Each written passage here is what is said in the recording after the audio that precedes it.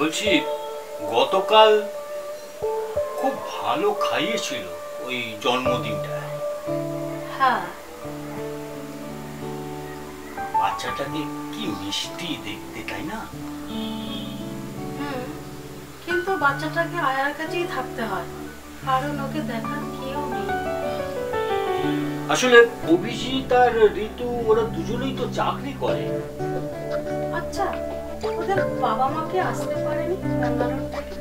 না, ওরা ওখানে একটা ওই বয়স্ক লোকেদের নিয়ে একটা ওল্ড এজ হোম চালায়, ওই সুপ্রতীক মডেলের। আবার কি ধরনের মডেল? ওই তো সোসাইটিরই বয়স্ক লোকেরা, ওরা বাচ্চাদের দেখভাল করে আর তার জন্য একটা পারিশ্রমিকও নেয়। বাবা মার রোজগারের 30-40% মতো। আচ্ছা, আমরাও এটা করতে পারি না? আমাদের নাতি তো কানাডায় থাকে, ওই টুকটুকের নাতিটাকেই না আমরা নিজের মতো করে বড় করবো।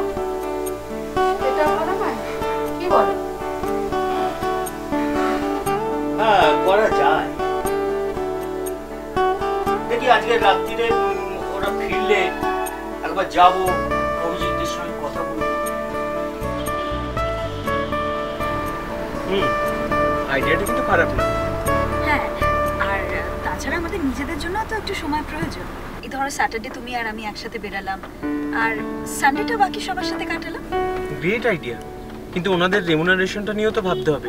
অচিন্ত্যবাবুর কোনো কথাই কিন্তু আমি শুনবো না।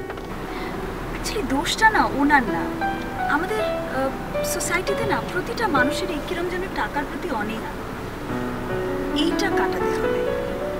আর তাছাড়া ওনারা যেরকম কাজ করছেন তার জন্য পারিশ্রমিক তো নিতেই পারেন। তুমি ঠিকই বলেছো। আমি কালকে একবার কথা বলে দেখবো কি বলে।